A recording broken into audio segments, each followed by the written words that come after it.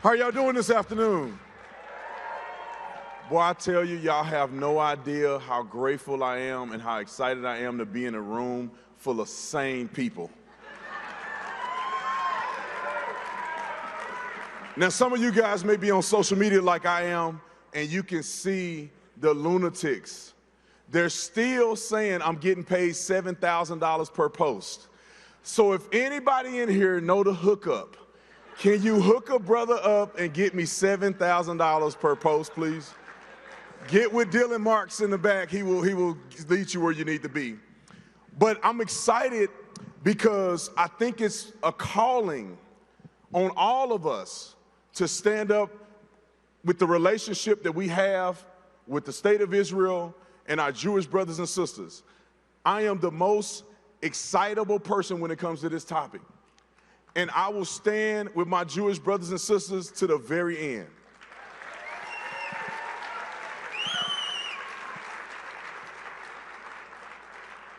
And one of the reasons that I have this fervor and this excitement is because I actually read my Bible.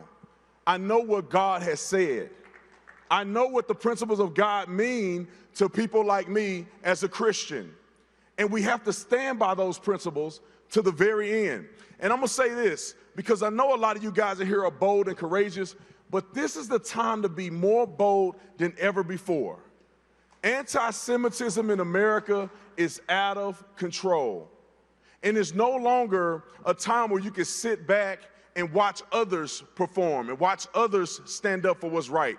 You have to get off of your butt, get online or wherever you need to get and stand up for what's real and what's true.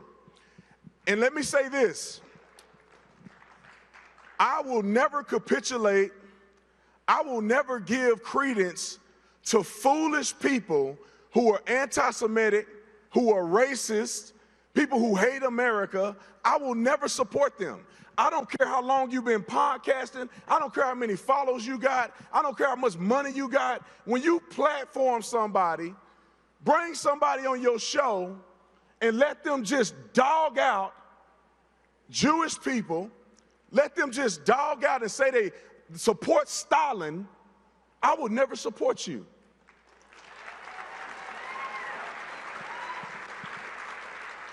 I'm trying not to get crazy in here, but we got to stop being soft on this topic. We got to stop being soft on the topic. Let me tell you what cancellation is not. No one cares if you own your own social media platform and you spew whatever you want to say, whether it's stupid or not. We live in America and people have the right to free speech, but we don't have to platform you. We don't have to let you come on our programs and say stupidity and spew stupid stuff.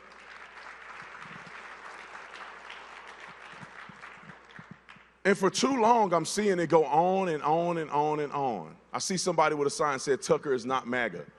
I guess I got to put his name out there. That's not MAGA.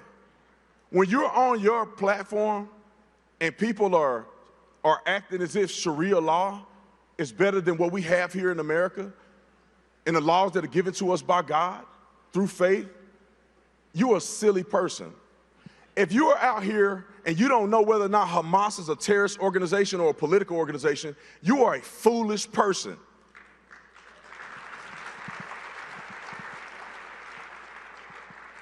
And since I'm already name dropping, everybody saw that interview. You have a guy say that he supports Stalin and that he was a big fan of Stalin on your show. You can have him on the show, but doggone it, you better push back on people like that. There's no way you can say that you're a Christian. There's no way you can say you believe in God and you support a person like Joseph Stalin, who did not believe in God, who killed so many people. Enough is enough. We're not putting up with it anymore.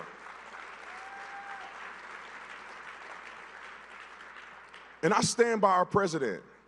That's the reason why I voted for him, because he's a man of integrity. He's a man that stands on principles. And he's a man that's going to be true to what he said. Now, you can decide whether you like what he said or not, but you can guarantee that he's going to stand on what he said. And this is why I love Donald Trump. And when I watch Donald Trump and I see him with Bibi Netanyahu, I see people that operate in reality. The reality is that Israel is one of our greatest allies. And for people to think otherwise, you fall in one of two categories. You're either ignorant or you simply hate Jews. Quit lying to yourself. Quit trying to cover.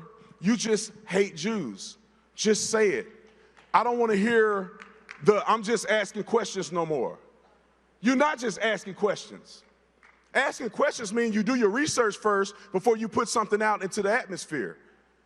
It's not asking questions to make accusations. If you somehow think the Jews run the world, you are a fool. If you somehow think that Bibi Netanyahu runs Donald Trump, you are a fool. Donald Trump don't even run Donald Trump. That inner voice in his head that's saying, don't tweet that, don't do that. He like, whatever. I love you, Trump, if you're watching this. I'm just making a joke. Y'all better put a monitor here because I'm going to talk for 35 minutes. But I'm so passionate about this, and it really changed my perspective because I need to give you guys a little background here. I'm a young guy from Fort Worth, Texas. Never went outside of Fort Worth a day in my life growing up. We didn't even go to Dallas. Some of you in Texas, we were in Fort Worth. We never even went to Dallas. Dallas was it was a travel for us. And then I got older, went to the University of Arizona, but I had never left the United States of America. I was ignorant. I'm going to be embarrassed to say this, but don't judge me, okay? God still loves me, okay? When I was asked, I wasn't really asked, it was Pastor Alan Jackson was going to Israel, and I had never been out of the country, and I said, of course I would love to go with you. I would love to go where Jesus was and all the great things that as Christians we love about Israel. And so when I decided to go, I didn't know anything really about Israel. I used to think that Israel was like a third world country. I'm not gonna lie, I thought it was like Afghanistan and all these other places. I'm telling the truth, can I be honest? I get on the plane, we land, and I'm blown away. I'm like, oh my God, look at these freeways, look at this innovation. It's clean, it's peaceful. We went all the way up from Tiberias, all the way down to the Dead Sea. I mean, it blew my mind. And that's not even adding into the connection with all of the things that the Bible had prophesied about that you could see in the flesh right there in Israel. And we were on the Sea of Galilee, the Mount of Beatitudes, all the Christian sites, because as a Christian, that means so much to me. And when I left, I remember thinking, man, I love this place. I love the energy in this place. I see why in America we partner with a democracy like Israel. And it changed me. And therefore, after that, I'm like, man, I'm the biggest fan of Israel. Then I started doing research and I started realizing our true connection that's beyond just the religious connection, the Judeo-Christian values, beyond that. The connection that we have geopolitically, the connection that we have when we share intelligence and all of the great things that all of y'all in here already know. Somehow these people are just losing their mind and they forget about these things. But all of those things and all of the connections make me love Israel. And then October the 7th happened. And I was so upset because good, innocent people were killed. I've interviewed since people who were hostage or who were held hostage for 490 days. People in the IDF. And I don't want to relive this for you, but it was a moment that made me so upset and angry because I can see I have a very similar feeling that if that happened to America, how would I feel? And the first thing that came out of my mouth, and y'all keep praying for me, I said, I want them to turn that place into a parking lot. I gotta preface it, because somebody gonna clip this and put it on the internet. Not because of the Palestinian people per se, individual people, but because if you dare to do such an atrocity to people that I love, people that I respect, people that are chosen by God, you decide to do something like that, you should never have an opportunity to do it again. And it should be an example to everybody in the world that if you ever think about trying something like this, your country will cease to exist. Boy, if I was the prime minister, ooh, it's 48 hours. Give me 48 hours. And so it enraged me. And then I said my statement. I thought that most people in America were thinkers and had common sense. Well, shockingly enough, I was wrong, because after I said it, we see all this antisemitism popping up. We see mindless people on campus wasting hundreds of thousands of dollars getting no real education, and they're out here talking about from the river to the sea and don't even know which river it is.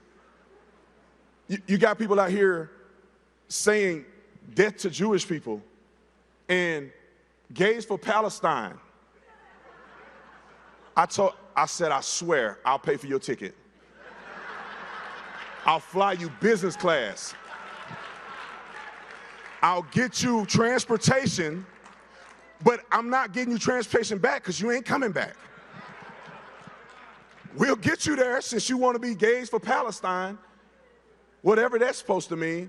Ignorant folk in America with no common sense. And I'm going to be quick because my time is running out. And then I saw the propaganda online where you see them, the buildings blowing up. And you got people running around. But for some reason, the camera always know where the building is at before it gets blown up. And I said, I'm not the smartest person in the room, but how does a cameraman know that the building is going to blow up, but nobody else know? That, to me, ladies and gentlemen, is propaganda. And you see kids with dirt on their face, and then you see a kid laughing in the background on the side. You see one guy that somehow he's fathering 15 families in tragedy, wearing different clothes, different family and kids. What kind of man is this? Ain't no way in the world that man is in that many tragedies. And they have been able to convince willfully ignorant folk in the West to believe that a terrorist organization is reasonable enough to give you the right numbers, to share clips that are reasonable and fair. It's asinine to me. And I went off on my social media, and I've been going off ever since, because I will not stand for this bull crap.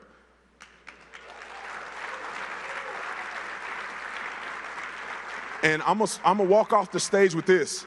I want to encourage every single person sitting in this room. Do not allow the opportunity for you to be here, for you to just be here to hug people and say hi and drink some tea or whatever you do and slap high five. When you leave here, you better leave here different than the way you came. When you leave here, you better leave here more bold, more courageous, and standing up more than you ever have before.